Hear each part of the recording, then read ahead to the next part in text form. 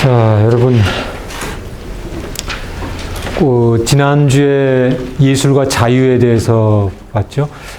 자유가 헌법에 규정되어 있는 예술의 자유, 그 다음에 언론 출판의 자유, 이런 자유가 헌법의 추상적인 그런 그 가치처럼 규정이 되어 있지만, 실제로 우리가 지난주에 본 것처럼 그 자유가 예술가들의 상상력을 좌우하고 그 자유가 예술가들의 창작 활동을 구체적으로 크게 지배하는 아주 구체적인 자유다. 이런 거를 지난주에 배웠습니다. 그리고 뿐만 아니라 영화 산업, 드라마, 그리고 음악 산업에 그 아주 활력을 주는 굉장히 중요한 경제적 가치가 있는 경제적 자유다. 이런 얘기를 제가 지난주에 했습니다. 그래서 그만큼 자유가 중요하다. 이런 얘기를 했는데 그 자유가 무제한으로 허용되는 것은 아니죠. 그래서 이번 주에는 그 자유가 여러 가지 우리나라 전 세계적으로 우리 인간이 사는 사회 속에는 그 사회 질서가 있고 우리 인간이 추구하는 자유 이외에 또 다른 가치가 있기 때문에 그 가치와 충돌되는 한도 내에서 특히 윤리적인 가치에 의해서 많이 제한되는 자유가 제한되는 그 측면들이 있고, 그것을 그래서 오늘 윤리와 예술이라는 제목으로 함께 공부를 해보겠습니다. 그래서 자유는 중요하지만 그 자유에는 윤리적인 한계가 있다. 그래서 그 예술이 예를 들어서 음란한 예술일 경우에 어느 정도까지 허용되느냐, 예술이라고 해서 무제한으로 내가 표현할 수 있는 것이냐, 아니면 어느 정도 음란한 예술은 우리 그 사회의 어떤 성도덕의 또는 성윤리의 기준에서 볼 때 허용될 수 없는 것이냐, 이런 아주 우리 어떻게 보면 동서고금을 통해서 시대와 사회에 따라서 계속 많은 논란이 되어 온 그런 윤리 가치들이, 명예도 그렇고 기타 사회 질서, 국가 질서라든지 자유주의 질서라든지 성윤리, 표절, 대작, 유작, 이런 것들이 예술가의 윤리 또는 예술의 윤리로서 예술가가 가지고 누려야 할 자유를 제한하는 그런 측면이 있죠. 그래서 이제 오늘은 이 윤리적 한계를 좀 보겠습니다만, 여기에 있는 것들이 아까 얘기한 것들이 시대와 사회에 따라서 상당히 판단 기준이 다릅니다. 그리고 아마 여러분의 기준과 제 기준도 다를 거예요. 나이에 따라서 좀 달라요. 그러니까 여러분은 막 혈기왕성하고 그래서 조금만 자극을 해도 막 흥분할 수 있잖아요. 근데 나는 이제 나이가 들어가지고 별로 이렇게 욕구도 떨어지고 말이지. 그래서 별로 자극이 안 돼. 그러니까 기준이 좀, 나는 그런 거 그게 무슨 음란한 그림이냐 이렇게 볼 것도, 여러분은 그거 막 음란한 거라고 볼 수도 있고. 그러니까 이게 나이에 따라서도 기준이 다르고 시대에 따라서 사회에 따라서 이 판단 기준이 다를 수 있다. 그런 점에서 이 윤리적인 한계라고 하는 것은 상당히 좀 어려운 문제죠. 철학하시는 분들은 재미있게 이야기할지 몰라도 법률하는 사람들의 입장에서 보면 그 판단 기준이 불명확하다고 하는 그런 그 어려운 점이 있는 그 주제입니다. 그래서 일단 여기 순서대로 보도록 하겠습니다. 근데 이게 아침부터 이렇게 야리꾸리한 그림을 봐서 좀 미안한데, 그래서 모자이크 처리를 했어요, 제가. 이 그림은 나체 마하부인이라고 하는 아주 유명한 작품이고, 스페인의 그 프라도 박물관에 소장되어 있는 그 스페인의 유명한 화가 고야의 작품이죠. 그래서 아마 여러분도 잘 아는 작품일 텐데, 이 왼쪽에 있는 그 나체 마하부인이 1800년도에 완성된 유화, 고야가 그린 유화죠. 이 그림은 이제 그 당시 그 귀족인 고도이의 의뢰에 의해서 만들어졌고, 그 사람은 자기가 이제 별실을 만들어서 이렇게 누드화와 한번 보관하는 그런 방에 이제 걸었다고 합니다. 근데 이것이 나중에 적발이 돼가지고 그 당시 유명한 여러분 마녀 사냥 들어봤죠? 마녀 사냥으로 유명한 그 스페인의 종교 재판을 받게 됐습니다. 이 그림을 왜 그랬냐?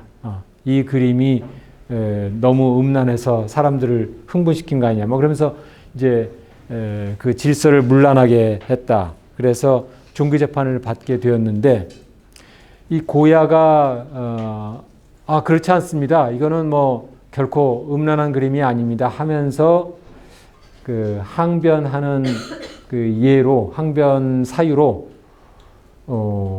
한 100여 년 전에 그려진 오른쪽 그림은 이제 1451년에 완성된 그 뭐 라크비 비너스라고 하는 작품인데 이 작품이 이 작품을 보고 그런 누드화를 그렸습니다. 이렇게 이제 항변을 했는데 이 오른쪽의 이 누드화는 그 당시 스페인의 국왕 필립 4세가 좋아했던 그림이라고 합니다. 그래서 국왕이 좋아했던 그 누드화와 비슷한 것인데 이 나체 마하부인의 그림이 뭐가 그리 음란한 것입니까? 그래서 종교 재판을 받긴 받았는데 그 무시무시한 악명 높은 마녀 재판을 내서 책임을 처벌받지 않고 처벌을 피했습니다. 그러니까 그 처벌을 피한 그 배경에는 이렇게 스페인 국왕도 좋아했던 누드화와 비슷한 것인데 라는 그런 항변이 유효했던 것이 아닌가 싶습니다. 그러니까 우리 지금 요즘에도 뭐 우리 인사청문회도 그렇잖아요. 뭐 비리가 있어도 낙마하는 사람도 있는데 대통령이 좋아하는 사람은 이거 상관없어 그냥 임명하고 이런 그 기준이 말하자면 집권자의 의해서 좌우되는 그런 재밌는 사례라고도 볼 수 있는데 사실은 근데 상당한 차이가 있습니다. 위의 뒷모습과 앞모습은 여러분들이 이렇게 느낌이 좀 다르잖아요. 굉장히 다르죠. 그러니까 음란성이라는 게 그 성욕을 자극하느냐 여부인데 뒷모습과 앞모습은 명백히 효과에서 다른데 이 종교재판에서는 그런 사실이 이제 왕이 좋아했던 그런 누드화다라고 하는 사실로 이제 음란성의 책임을 벗어난 그런 흥미로운 사례가 있었고 이 음화는 정치적으로도 굉장히 많은 그 파급 효과라고 뭐랄까요? 여러 가지 재미있는 에피소드를 많이 남겼는데 이 나체 마하부인이 이제 그려진 지 100년 후에 그 고야가 사망 100주년을 기념하기 위해서 스페인에서 우표를 만들었는데 그 우표에 이 나체 마하부인의 그림이 그려져 있죠. 이 색깔로 말하자면 우표의 가격에 따라서 색채를 달리해 가지고 이 나체 마하부인 우표를 만들었습니다. 그랬더니 이제 여기서 그 공화당파들이 이 우표야말로 귀족과 왕족들의 그 도덕적 타락을 상징적으로 보여주는 것이다. 말이지만 왕과 귀족들이 말이지 별실에다가 이렇게 막 누드화를 그려놓고 말이야 저녁 먹고서 누드화만 감상하는 아주 도덕적인 타락과 부패를 아주 상징적으로 보여준다. 그러면서 이 사회 변화가 필요하다. 이 왕정을 끊고 사회 변화를 해야 된다. 도덕적인 타락을 없애야 된다. 그래서 정치적인 운동을 해서 결국 1년 후에 스페인 국왕 알폰소 13세가 폐위가 됩니다. 그리고 공화정이 이제 스페인에서 시작이 되는데 이렇게 커다란 정치적인 거의 뭐 혁명이죠. 혁명이 이 나체 마하부인 그림에서 또는 그것을 우표로 만든 우표로 시작됐다고 하는 게 놀랍죠. 그러니까 어떻게 보면 나비 효과라고도 볼 수 있고 이 음화가 그만큼 굉장히 중요한 계기가 됐다고 하는 것이 놀라운 사실이죠. 그 우표가 이제 전 세계로 떠돌아다니지 않겠어요? 우표를 붙여서 우편물을 붙이면 뭐 미국에도 가고 프랑스에도 가고 전 세계적으로 가는데 미국에서도 이게 많은 논란이 되어가지고 미국 그 연방 우체국에서 이것은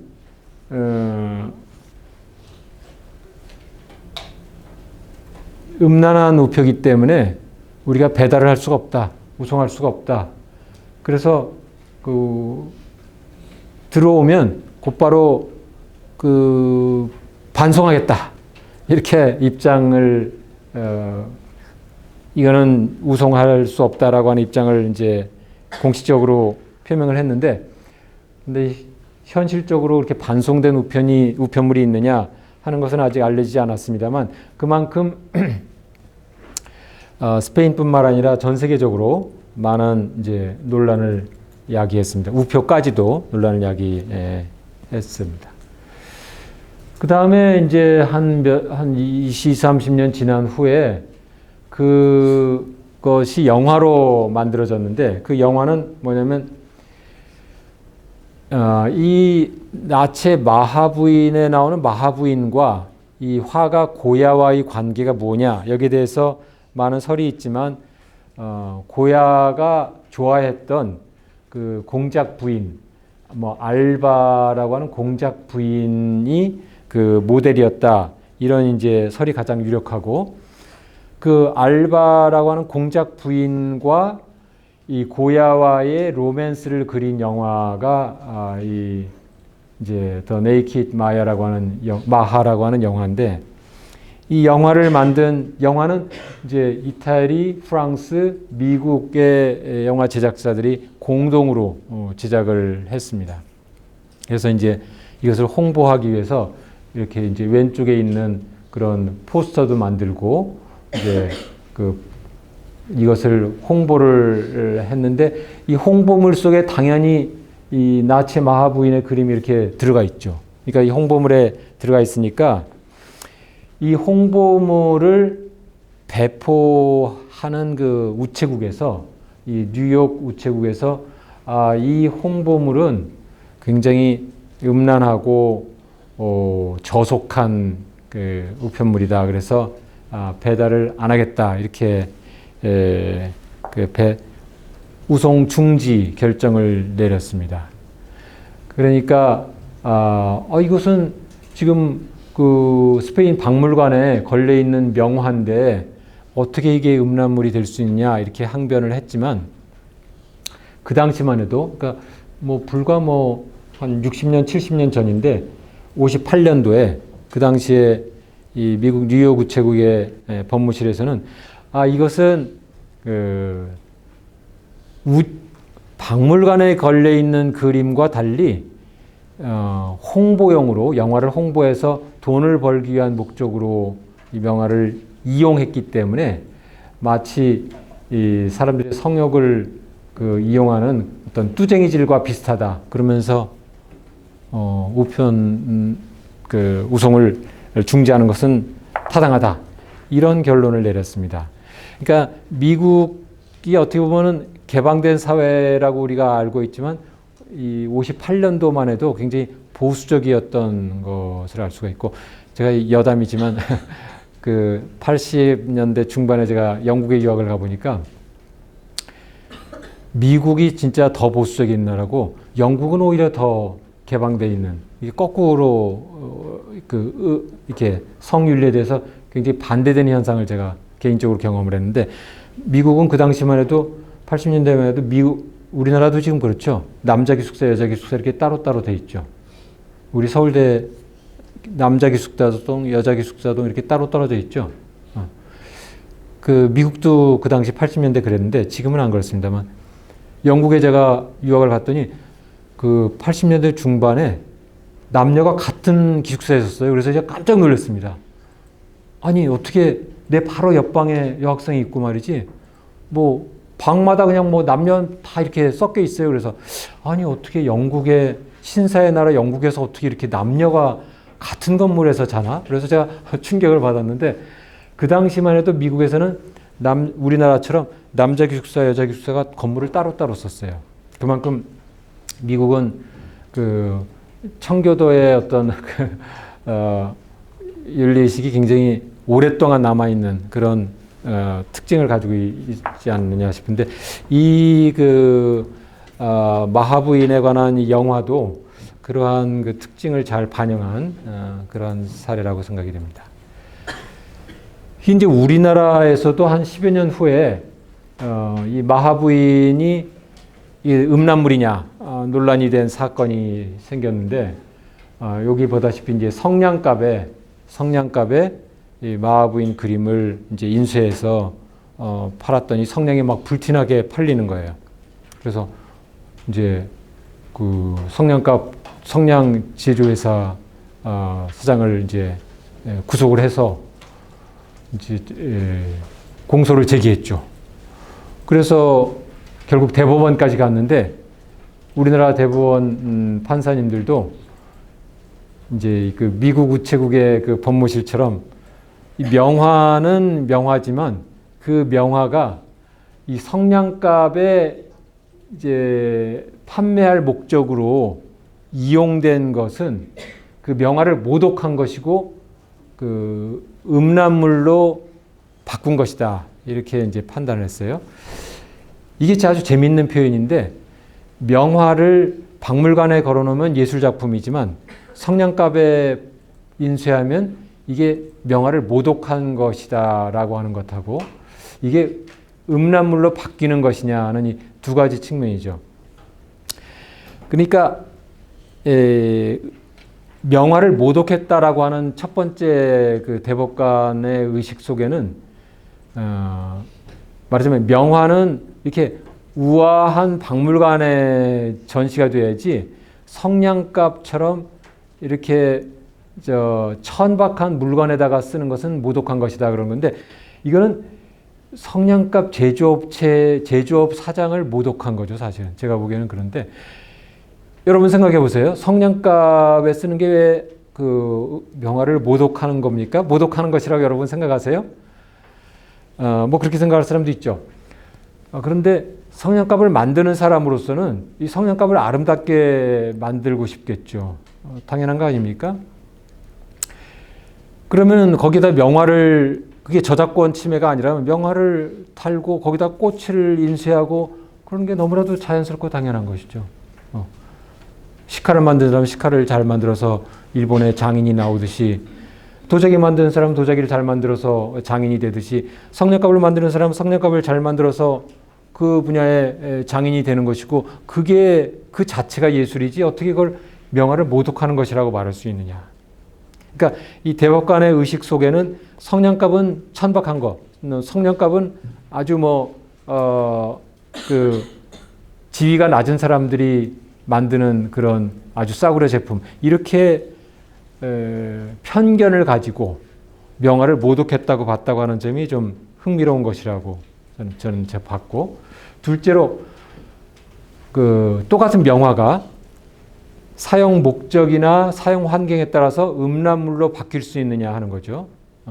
똑같은 명화인데 박물관에 걸려 있으면 예술 작품이고, 그것이 이 다른 상품화했을 때 음란물로 바뀔 수 있느냐 하는 것이죠.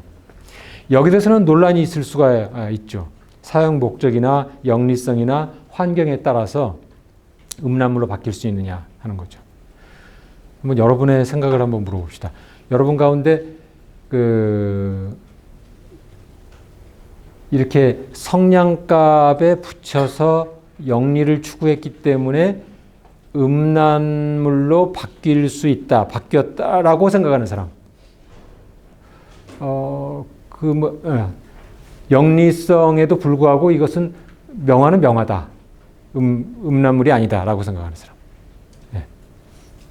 제가 정답을 미리 줘놓고서 여러분의 조사를 하니까 여러분이 압도적으로 제 의견과 비슷한 그런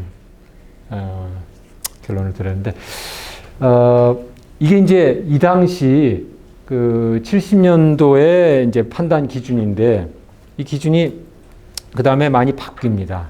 근데 이제 이런 기준이 사실은 음란성에 대해서 그러니까 그 당시 70년대만 해도 굉장히 권위주의적인 시절이기 때문에 심지어는 미니스커트를 입어도 그 경범죄에 해당됐어요. 여러분 잘 모르죠? 그 70년대는 미니스커트 입어도 경범죄에 걸리고, 그 다음에 중고등학생이 이렇게 머리를 길러도 경범죄에 걸리고, 그래가지고 그 당시 이렇게 그 건널목 같은 데 있잖아요. 차들이 막 다니는데 건널목이 있으면 이 중앙에 이렇게 그 뭐 교통 순경이 서 있는 그런 곳이 있고 그런 경우인데, 거기다가 창피하게 이렇게 뭐 미니스커트 입은 사람 경범죄 위반이다, 머리 긴 장발이다, 그럼 거기다 잡아놓고서 1시간씩 서 있게 했어요. 상상을 할 수가 없는 과거 권위주의적인 그 시대의 그 사회 그때 아주 풍경이었는데, 그만큼 그 권위주의 시대는 모든 게 이제 경직돼 있고 굉장히 엄격했던 시대고, 그래서 이제 음란성의 판단 기준도 굉장히 엄격하게 했습니다만, 심지어는 90년대에 와도 그런 그 음란성에 관한 판단 기준이 상당히 보수적인 것을 이제 우리가 확인해 볼 수 있는데, 마광수 교수의 이제 즐거운 살아라고 하는 소설 작품이 지금 보면은 뭐 별것도 아닌데, 그 당시에 불과 뭐 20여 년 전인데, 그 당시에는 이게 굉장히 음란한 소설이다, 이런 비난을 많이 받았습니다. 그래서 실제로 마광수 교수가 강실에서 체포돼 가지고 무려 뭐 2년 집행유예, 물론 이제 집행유예니까 풀려났지만 8월 징역 8월에 집행유예 2년이라고 하는 유죄 판결을 받았어요.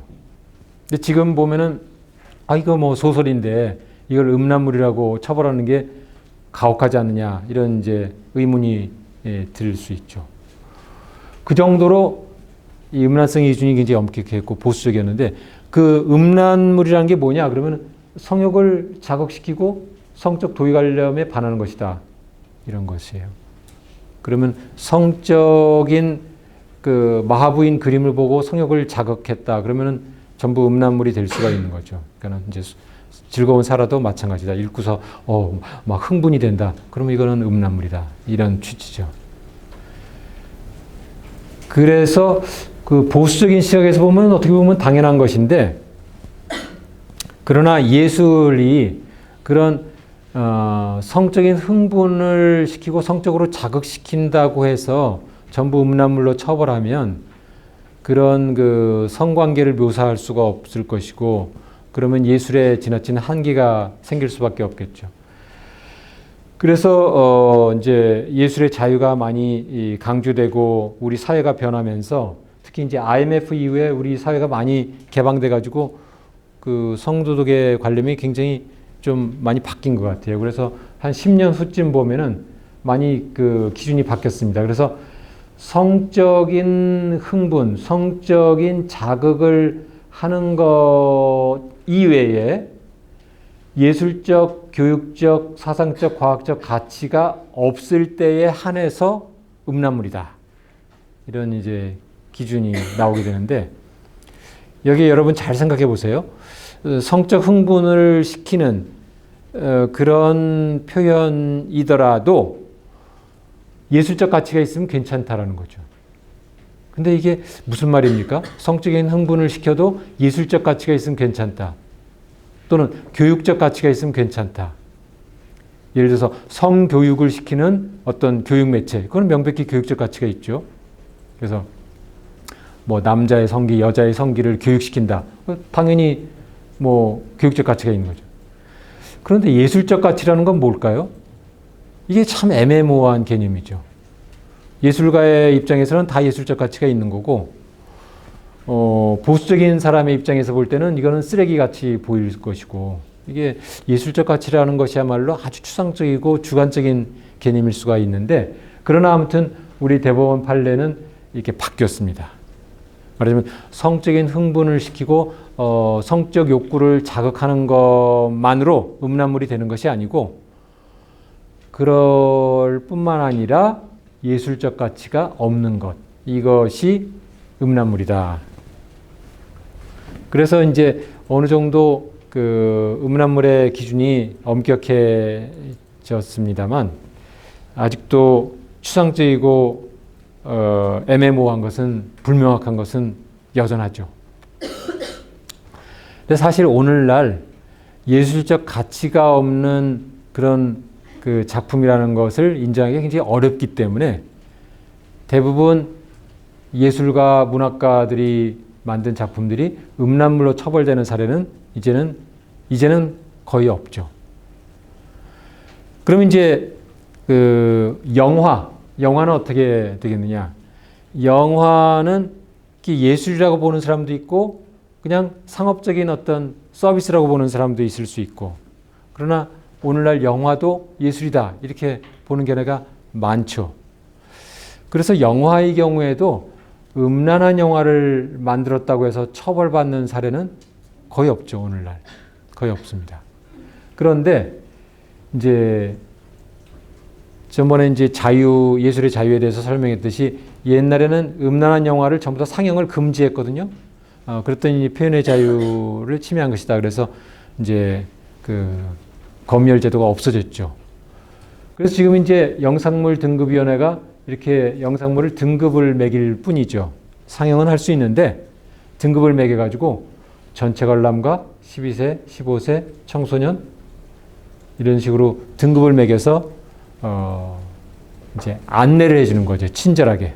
이 영화는 조금 음란한 측면이 있으니까 어른들만 봐라.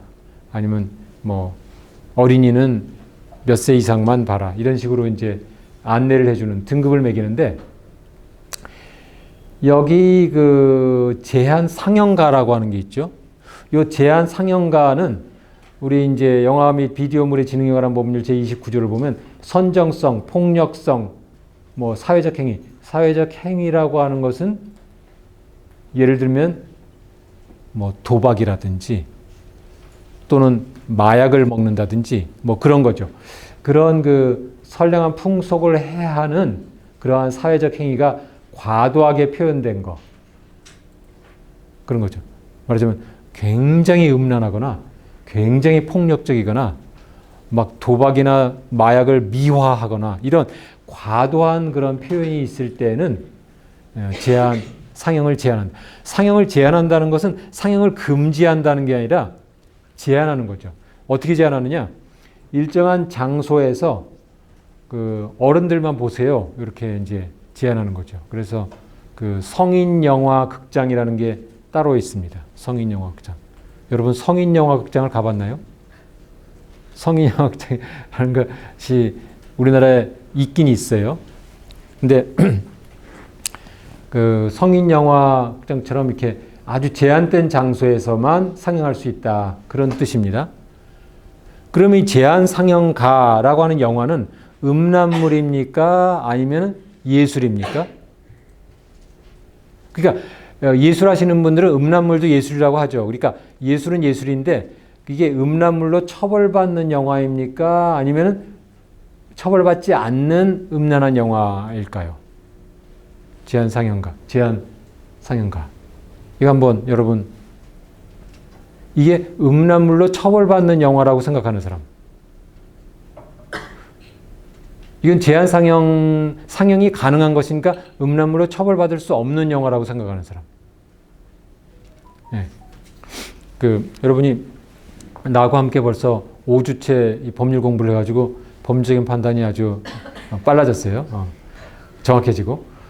이거 법률에서 이렇게 제한 상영을 가능하다고 봤기 때문에 이것은 음란물이 아니라고 추정이 되죠.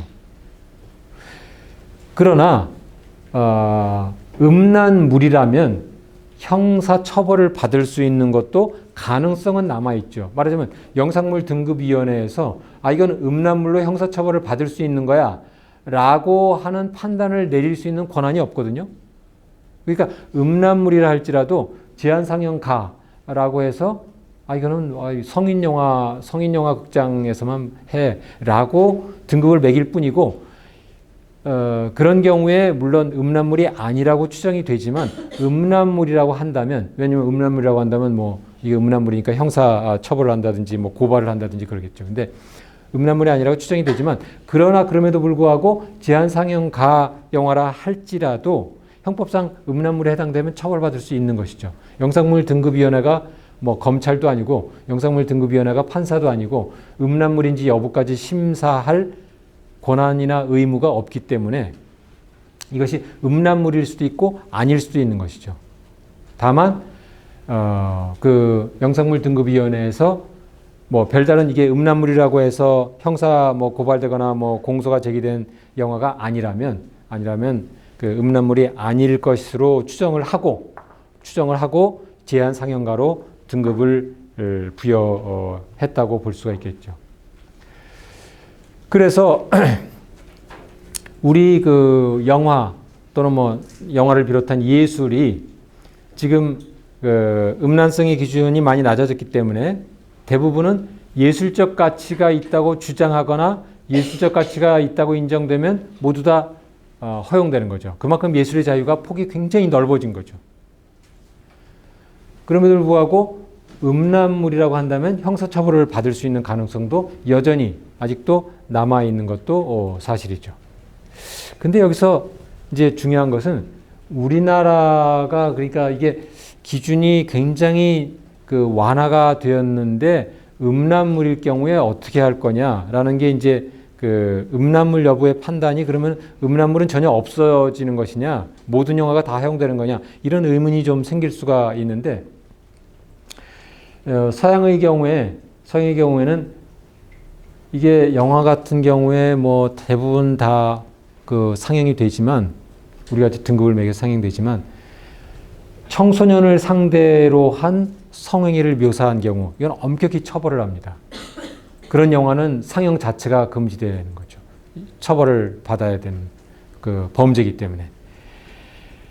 다시 말해서 이 음란물의 개념이 조금 바뀌는 게 아닌가. 저는 뭐 음란물 전문가는 아니지만 그 문외한으로서 전 세계적인 경향이 음란한지 여부의 판단은 굉장히 주관적이고 시대사회에 따라서 판단 기준이 다르지만 그리고 굉장히 완화됐지만 그 미성년자를 상대로 한 어떤 성행위를 묘사하는 거 말하자면 미성년자를 그 성행위의 객체로 해서 그걸 묘사하거나 그런 것을 하는 것은 이것은 엄격하게 처벌을 합니다. 미성년자를 보호하기 위해서도 그렇고 미성년자에게 그런 음란물이 또 다른 악영향을 줄 위험성이 크기 때문에 미성년자를 상대로 한 어떤 성행위를 묘사하거나 미성년자를 상대로 한 성행위는 철저하게 처벌을 하는데 우리나라는 그게 좀 약한 것 같아요. 그래서 나는 이 음란물에 관한 기준이 완화되는 것은 뭐 전 세계적인 경향이고 우리나라도 개방된 사회이기 때문에 그런 경향을 따라가고 있는 것으로 보이는데 미성년자를 대상으로 한 어떤 그 성행위나 그 음란물 이런 것에 대한 규제가 그 우리나라는 좀 약한 게 아닌가 그런 생각이 듭니다. 말하자면 우리나라에도 지금 청소년 보호법이라는 것이 있는데 그거는 청소년들을 이렇게 음란물이 접하지 못하게 이렇게 방어막을 쳐주는 데 불과한 것이고 미성년자들이 어떤 음란한 행위의 대상으로 이렇게 묘사되고 하는 것은 별로 그 의식이 없는 것 같아요. 그래서 그런 점이 조금 차이가 있고 문제가 아닌가 생각이고 그다음에 예술 작품 자체가 음란물이냐 하는 것도 이제 많은 논란이 되었지만 예술가의 성윤리 자체도 최근에 많이 이제 논란이 되었죠. 말하자면 예술가들이 음란한 작품을 많이 만드는 것은 예술의 자유로서 허용돼야 된다. 이런 것이 계속 많이 논의가 되었지만 그러면 예술가 자신이 음란해도 되느냐? 이제 이런 문제가 있는 거죠. 예술가가 음란한 작품을 만드는 것은 자유일지 모르지만 예술가 자신이 음란한 행위를 할 수 있느냐? 말하자면 작품을 만드는 자유와 자기 자신의 행위의 자유가 이제 구별되기 시작한 것이라고 생각이 됩니다. 그래서 요즘에 뭐 미투 운동도 막 그런 맥락에서 예술 그 세계도 많은 영향을 미쳤는데 도밍고라고 하는 이제 테너 가수는 그 성추행으로 이제 쫓겨나게 되었다.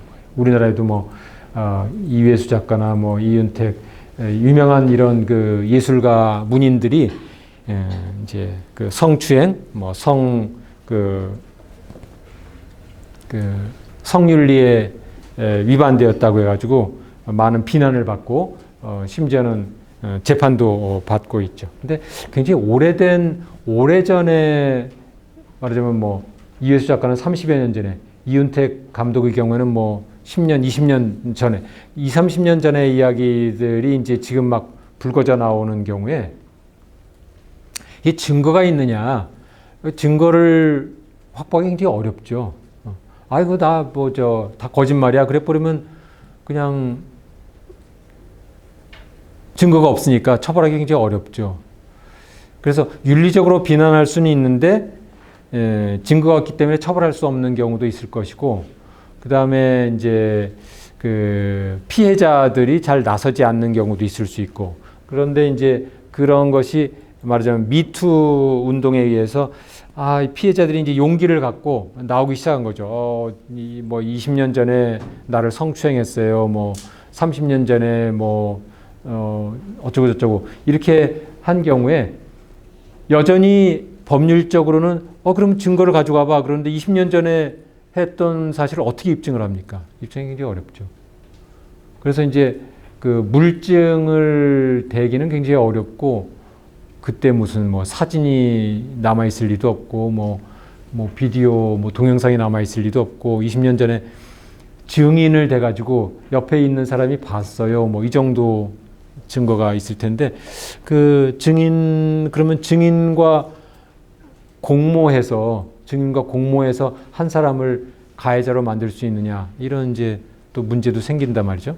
그래서 미투 운동이 이제 뭐 미투 운동으로 인해서 많은 사람들이 윤리적으로 비난을 받고 이제 예술계에서 예술계를 떠난 사람들도 있지만, 이게 우리나라의 경우에 이렇게 미투 신고를 한다고 그럴까요? 나는 20년 전에 성추행을 당했어요 라고 말하는 것 자체가 명예훼손이다.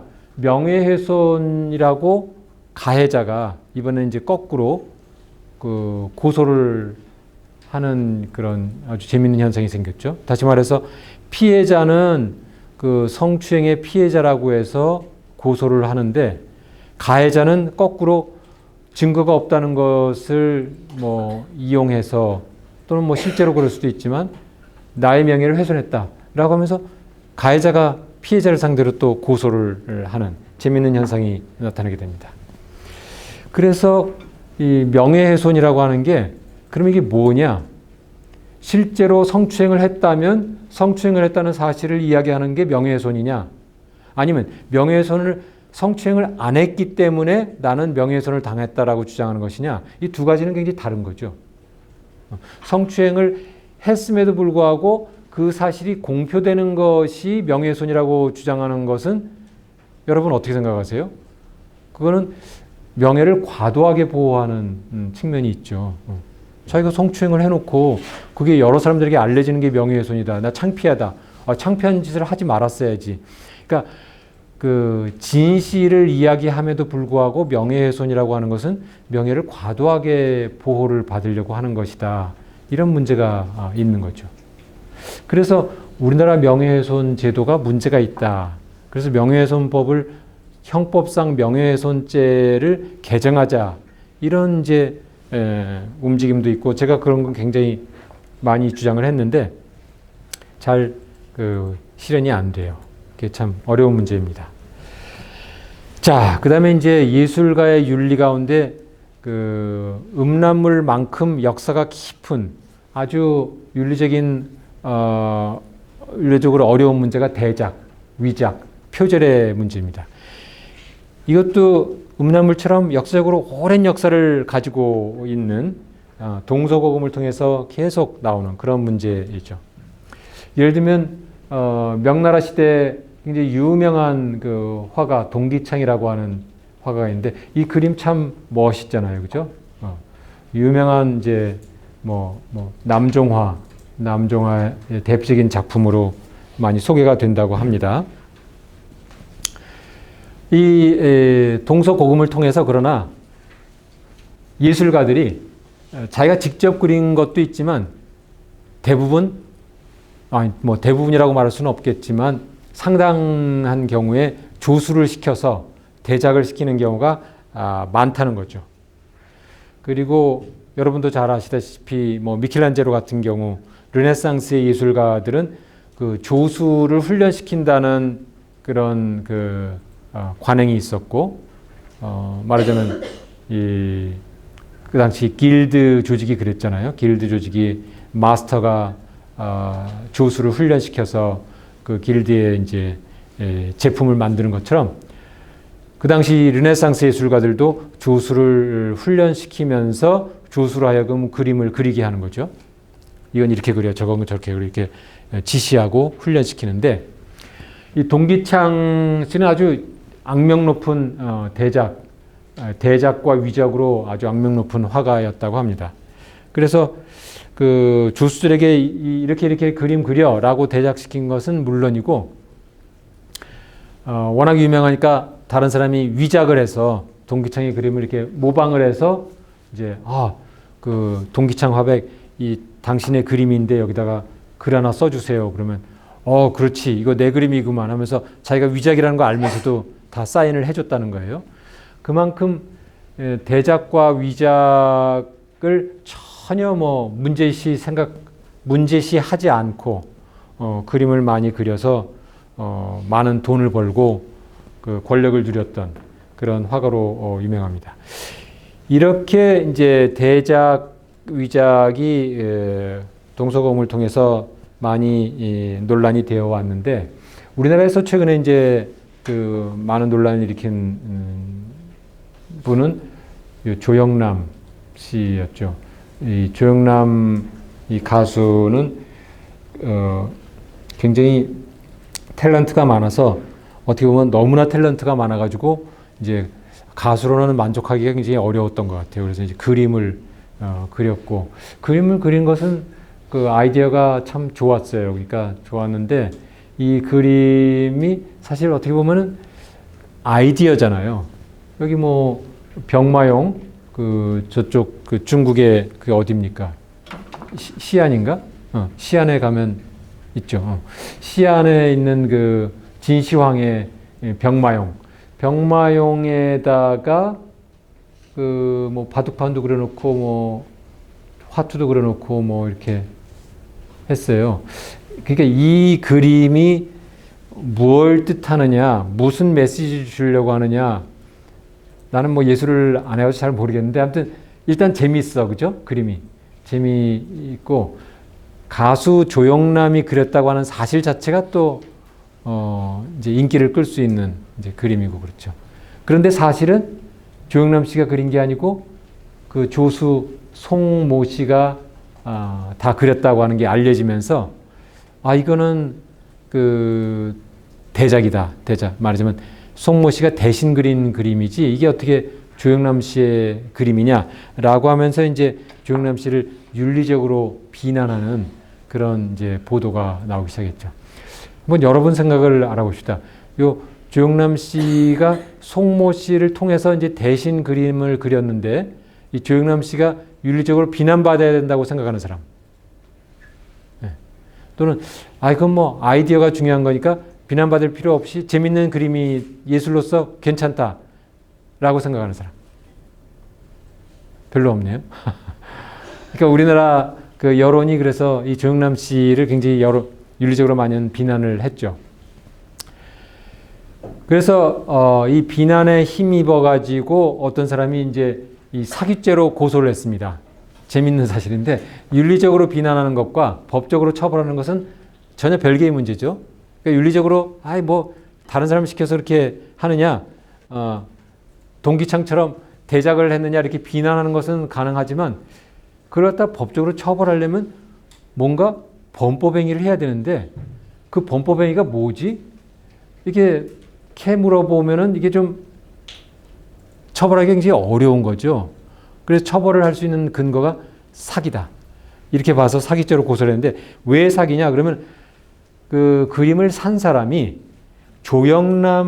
가수 조영남 씨가 그린 그림으로 알고 샀는데 사실은 이 송모 씨가 대신 그려준 그림이기 때문에 그 그림을 구입한 소비자를 속여서, 말하자면 기망해서 속여가지고 재산적인 이득을 취한 것이다. 조영남 씨가 소비자를 속여가지고 재산적인 이득을 취했기 때문에 사기다, 이렇게 봤습니다. 그렇게 보고서 고소를 했는데, 이 사기죄라고 하는 것은 첫째 기망을 해야 되죠. 재산적인 이득을 또 취해야 됩니다. 그래서 형법상 그런 크게 중요한 두 가지 요건을 충족해야 되는데, 첫째 기망, 사람을 속였느냐. 그러니까 가수 조영남 씨가 그 소비자들에게 이것이 내가 그린 그림이니까 사시오, 이렇게 해서 내가 그린 그림이라고 하는 것을 강조하면서 팔았다. 내가 정말 뭐 몇 시간 뭐 며칠 밤을 새면서 그린 그림이에요. 그래서 내가 그린 그림이라고 하는 것을 이야기하면서 팔았는데, 사실은 뭐 별로 한 게 없고 그냥 요 뭐 화투짝에 뭐 검은 점 하나를 찍었다든지 뭐 이렇게 그 속였다면 기망에 해당되죠. 그런데 팔 때 이거 내 그림이에요 하고 팔았는데, 내가 며칠 동안 그렸다고 하는 그림인 게 아니라 사실은 송모 씨가 그렸을 수도 있는 거죠. 그렇게 하고 팔았다고 해서 그것을 기망이라고 말할 수 있느냐, 내 그림이라고 해서 말하고 팔았다고 해서 그걸 기망이라고 말할 수 있냐 하는 것은 그건 의문이죠. 소비자가 조영남 씨가 며칠 밤을 새서 그렸을 것이라고 믿을 만한 어떤 그 사실이 있었다면 기망에 해당되겠지만, 그런 사실 없이 이거 조영남 씨 작품이라고 해서 샀다고 하는 사실만으로 기망이라고 말하기는 어렵지 않느냐, 이런 이제 의문이 있을 수가 있거든요. 법률적으로 공방이 가능한 거죠. 그래서 결국은 1심에서는 유죄로 판단했지만 그 다음에 다시 무죄로 판단된 것으로 알고 있습니다. 요컨대는 이 대작을 한 것이 사기냐 하는 것은 법률적으로는 조금 논란이 있을 수가 있는 거죠. 그래서 판매 과정의 여러 가지 진술이나 뭐 홍보 이런 것들을 케이스 바이 케이스로 판단해야 사기 여부가 이제 판단될 수 있는 것이고, 그렇지 않으면 윤리적으로는 비난받을 수 있지만 법적으로 이것을 이야기하기는 쉽지 않은데, 그 조영남 씨의 미술은 뭐 예술하시는 분들 가운데 많이 비난하는 사람도 있지만, 혹자에 따라서는 이건 개념 예술의 시각에서 보면 너무나 당연한 것이다, 이렇게 이제 말하는 사람도 있습니다. 그 개념 예술이라고 한다면은 여러분도 뭐 잘 지금 마르셀 듀샹의 이 소변기가 아주 유명하죠. 이 소변기는 우리가 화장실에 가면 많이 쓰는 그냥 평범한 소변기인데, 이 마르셀 듀샹이 그 소변기를 이렇게 거꾸로 뒤집어 놓고서 이거 예술 작품이다, 이렇게 전시를 했어요. 자기 작품이라고. 소변기는 자기가 만든 게 아니죠. 공장에서 만들어서 시판되는 평범한 그냥 소변기입니다. 자기가 만든 소변기도 아니고, 평범한 뭐 이상하게 생긴 소변기도 아니고, 그야말로 평범한 공장에서 나온 수백만 수천만 개의 소변기 중에 하나.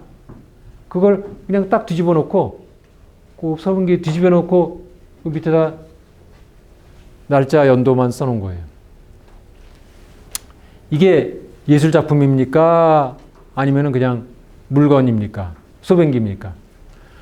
소변기이면서 예술 작품이 되었는데, 소변기 말하자면 기존에 만들어진 기성 제품, 레디메이드죠. 기성 제품 또는 심지어는 공장에서 만들어진, 소변기도 공장에서 만들어진 거예요. 소변기처럼 공장에서 만들어진 기성 제품이 예술 작품으로 재탄생할 수 있다. 그 예술가가 의미를 부여하고 거기에 그것을 통해서 어떤 메시지를 전달해 줄 수 있다면 그것도 예술이다. 라고 하는 어떤 개념 예술. 컨셉추얼 아트가 이제 시작되었다라고 다들 이제 평합니다만 이 마셀 듀샹의 이 1917년 이 파운튼이라고 하는 작품으로부터 말하자면 개념 예술이라고 하는 게 뭐 시작되었다고 한다면 이 개념 예술이야말로 대작이냐 아니면 내가 직접 자작이냐라고 하는 경계가 무의미하게 되는 그런 순간이죠. 소변기는 자기가 만든 게 전혀 아니고 완전히 다른 사람이 만든 것인데 거기다 그냥 의미만 부여하는 거죠. 예술가가. 그것을 통해서 어떤 메시지를 전달할 수 있다고 의미만 부여하면 그것이 예술작품으로 바뀌는 그런 시대, 그런 개념 미술의 시각에서 보면 자작이냐 대작이냐는 아무런 의미가 없는 거죠. 예술가가 뭘 생각했고 예술가가 어떤 메시지를 전달하려고 하느냐, 어떤 사상을 전달하려고 하느냐가 중요한 것일 뿐이죠. 그럼 조영남의 대작도 아무런 문제가 될 수가 없는 것이다라고 하는 반론이 가능한 거죠. 그런 시각에서 보면은 이제 앤디 워홀의 그 작품들이 쉽게 이해가 되죠. 앤디 워홀은 뭐 그로부터 벌써 뭐 한 40, 50년 후에 작품들 만들었지만 이 앤디 워홀은 그런 개념 예술은 너무나도 당연하다고 생각을 하고 그 자신이 만든 작품은 그래서 공장에서 만든 소변기와 똑같은 것이다 이렇게 생각을 해서 자신의 스튜디오를 공장이라고 이름을 지었어요. 뉴욕의 자신의 스튜디오 이름이 공장이야, 팩토리야. 공장에서 소변기 만든 거나 내가 예술 작품을 만드는 스튜디오나 똑같은 팩토리다. 그래서 자신의 스튜디오 이름이 팩토리예요. 이 팩토리에서 예를 들면 공장에서 그때 많이 만들고 미국 사람들이 사랑하는 캠벨의 수프, 통조림 수프. 진짜 미국 사람들도 어떻게 보면은 통조림 햄버거 이런 거 되게 좋아하죠. 바쁘니까 통조림 사다가 숲을 만들려면 얼마나 시간이 많이 걸립니까? 그러니까 통조림 딱 따가지고서 따뜻하게만 해서 먹으면 그냥 몇 분 안에 숲을 먹을 수 있잖아요.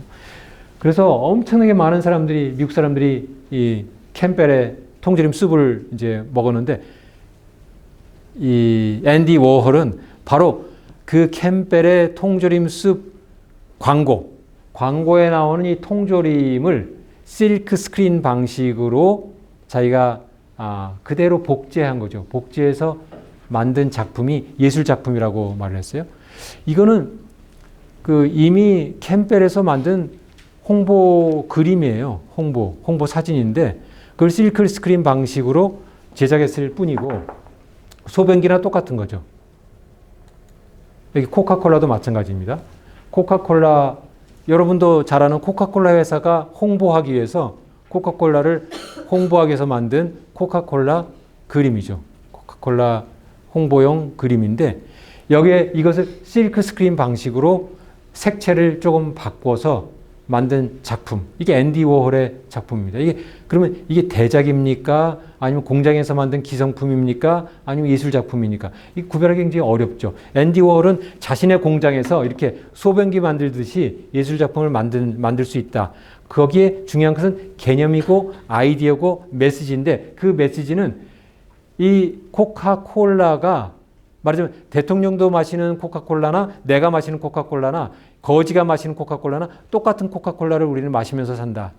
말하자면 미국의 대중 소비, 대중 문화를 상징적으로 보여주는 그 물건이라고 생각한 거예요. 코카콜라, 캠벨의 통조림 숲, 이 미국 문화를 상징적으로 보여주는 그 통조림 캔과 코카콜라를 내가 실크 스크린 방식으로 만들므로써 그 예술 작품을 통해서 미국의 대중문화가 무엇인지를 상징적으로 보여주고 싶다. 그 메시지를 전달할 수 있다면 이건 예술 작품이다. 이렇게 말하는 거죠. 그렇듯하잖아요. 개념, 메시지, 아이디어, 그 사람의 사상 이런 것이 전달되는데 그 전달하는 방법은 대작이든 자작이든 뭐 공장에서 만든 것이든 별로 중요한 게 아니다. 이렇게 보는 거죠. 그래서 이 앤디 워홀은 이러한 작품으로 엄청난 많은 돈을 벌었고 그 데미안 허스트도 그런 비슷한 이제 뭐 예술가라고 볼 수도 있는데 이 작품을 보면은 좀 기괴한 모습이지만 메시지는 그 어렵긴 하지만 뭔가 메시지가 전달이 되고 그 메시지를 전달하는 방법은 그러나 굉장히 공장식으로 많은 사람들의 조수를 동원해서 만든 작품들이죠. 그래서 이 데미안 허스트의 작품은 굉장히 과학 지식을 활용해서 많은 사람들이 동원돼 가지고 공장식으로 만드는 그런 제품들이 있고, 제프 쿤스도 마찬가지인데, 여기에 나오는 그 허큘리스는 유명한 로마의 신화에 나오는 그 신이죠. 요 허큘리스의, 그래서 이 허큘리스 이 동상, 뭐 이게 상이 굉장히 유명한데, 그 상을 석고로 그대로 만들고, 이 석고로 만드는 작품은 아마 제프 쿤스가 전혀 하지 않았을 거예요. 그 조수들이 똑같이 복제해라 그러면 석고로 이렇게 복제할 수 있잖아요. 조수들이 다 복제한 데다가 그 위에다가 그 구슬을 하나 올려놔라 조수한테 이야기를 하면 조수가 구슬을 올려놓는단 말이죠. 그러니까 제프 쿤스는 자기 아이디어로 조수한테 이렇게 저렇게 라고 그냥 인스트럭션만 내리면 그냥 작품이 완성되는 겁니다. 어떻게 보면 너무나 쉬운 것 같죠. 근데 아이디어, 말하자면 허큘리스 그 조각 위에, 석고 조각 위에 구슬을 올려놔 가지고 그 구슬이 이 관객들을 쳐다보는 것처럼 한다. 그리고 그 제목을 뭐라고 했습니까? 이 글레이징 볼? 말하자면 게이징 볼? 이렇게 뭘 쳐다본다. 그 메시지가 있긴 있는데 우리 같이 무식한 사람은, 나같이 무식한 사람은 잘 모르겠지만 분명히 메시지가 있는 것 같고, 그것을 전달하는 방법은 내가 직접 구슬볼을 만들거나 조수를 시켜서 구슬볼을 만들거나 이 석고 그 허큘리스 상을 내가 만들거나 조수가 만들거나 그 아무런 차이가 없는 것이다 라는 것을 이제 보여준 그런 이제 개념 예술의 하나인 것 같습니다. 그래서 사실은 그 여기 이제 여기까지 조영남 씨의 작품으로부터 이 작품에 이르기까지 개념 예술에 있어서, 그러면 예술가의 창작성이라는 게 뭐냐? 예술가는 창작의 자유를 가지고 창작을 해서 자신의 메시지를 전달하는데, 그때 창작이라고 하는 게 뭐냐 하는 게 굉장히 그 법률적으로는 참 어려운 문제인 것 같아요. 예술적으로는 이렇게 개념 예술에 이르기까지 창작을 할 때 실제 창작 행위 자체를 조수가 하고 실제로 자신이 자작을 할 필요가 없다. 창작 행위를 스스로 할 필요가 없다. 개념이 중요한 것이다. 이렇게 이제 생각을 하는데, 법률적으로는 그러면 그럴 때 그 창작이라고 하는 것이 뭐냐? 창작을 할 때 비로소 저작물로 보호를 할 수 있고, 창작을 하는 것에 대한 법률적인 보호와 그 법률적인 보상이 주어질 텐데, 그 창작 행위라고 하는 게 뭐냐? 창작성이라고 하는 게 뭐냐? 이게 이제 참 어려운 그 문제가 되고 있죠. 그래서 예를 들어서 이 허큘리스상, 이 왼쪽에 있는 허큘리스상, 이미 로마 시대의 허큘리스를 신을 대상으로 해서 어느 시대에 만들어진 것인지 모르지만 이미 저작권이 다 만료됐죠. 만료됐기 때문에 이거는 저작권의 보호를 받을 수 없는데, 그것을 석고로 똑같이 석고로 복제를 하면 이게 새로운 작품이 되느냐? 이 새로운 작품이 될 수가 없죠. 저작권의 보호를 받을 수가 없죠. 이건 창작이 아니죠. 그죠? 이 석고 작품은 저작물이 아니죠. 이미 저작권이 만료된, 누구나 다 만들 수 있는, 내가 이 석고 작품을 만들어도 되고, 뭐 제프 쿤스가 만들어도 되고, 누가 만들어도 상관없고, 또 제프 쿤스도 보호를 받을 수가 없죠. 그럼 제프 쿤스가 여기서 보호를 받을 수 있는 건 뭡니까? 요 파란색 구슬을 올려놓은 것인데, 그럼 파란색 구슬만 보호를 받는 거냐? 그건 아니죠. 또 파란색 구슬도 공장에서 만들 수 있는 것이고, 이게 뭐 창작성이 있다고 말할 수 없죠. 문제는 이 파란 구슬을 요 허큘리스 석고상에 붙여놨을 때, 어깨에다가 살짝 올려놨을 때, 일정한 각도로 올려놨을 때, 그때 그 결합, 둘 다 예술작품이라고 볼 수 없는데 두 개를 결합시켜서 전시했을 때 예술작품이라고 주장을 하고, 그때 창작이 뭐냐, 그때 보호되는 창작성이 뭐냐, 그게 이제 그 어려운 문제인 것 같아요. 그러면 내가 예를 들면 똑같은 석고상에다가 빨간색 구슬을 올려놓으면 괜찮나요? 그럼 저작권 침해가 아닙니까? 또는 구슬을 조금 더 크게 만들어 놓으면 괜찮을까요? 아니면 구슬을 발에다가 놔두면 괜찮을까요? 뭐 이런 식으로 이제 말하자면 저작권의 보호 대상이 되는 창작성이라는 게 뭐지? 이게 어려운 문제로 될 수밖에 없겠죠. 그 다음에 이제 그 위작의 문제도 역사도 깊고 시대와 사회에 따라서 많은 위작들이 나왔습니다만, 우리나라에서 최근에 가장 문제된 것은 이 천경자 화백의 미인도라고 하는 그 위작 논란이죠. 여기서 그 미인도를 보면 천경자의 진품이라고 하는 뭐 여러 작품들과 아주 그 화풍이 비슷하잖아요. 그러니까 진품이다, 이렇게 이제 그 우리 아마 현대 그 미술관인가요? 거기서 그렇게 그렇게 인정을 하고 전시를 했죠. 감정을 받아서 이건 진품이다 이렇게 했는데, 본인 즉 천경자 화백 본인은 이거는 위작이다 이렇게 주장을 한단 말이죠. 그러니까 약간 좀 거꾸로 돼 있는 거죠. 대부분은 다른 사람들이 위작이라고 하고, 이제 그 위작이 아니라고 하고 진품이라고 하고, 산 사람은 진품이라고 하고, 화가가 위작이라고 이의를 제기하는 경우가 많은데, 이 경우는 거꾸로 그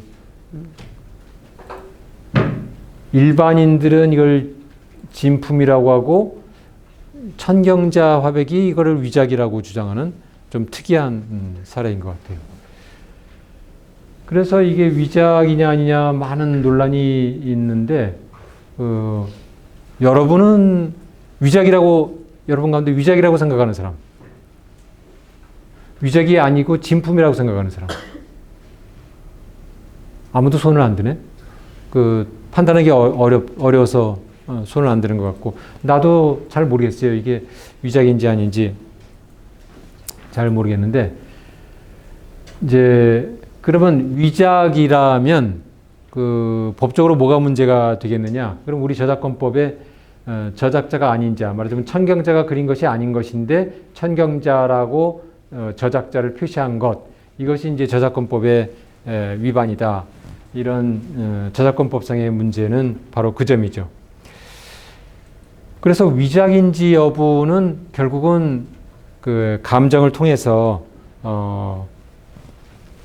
밝혀져야 할 것이고, 그 감정의 체계가 과학적이고 합리적으로 이루어져야 된다, 이런 논의는 많이 있습니다만, 이것이 우리 그 예술 시장에 그러면 어떤 영향을 미칠 것이냐, 여기 대해서도 이제 많은 이야기들이 있죠. 그래서 그 위작에 대해서는 나중에 그 예술과 시장에서 다시 한번 또 보도록 하겠습니다.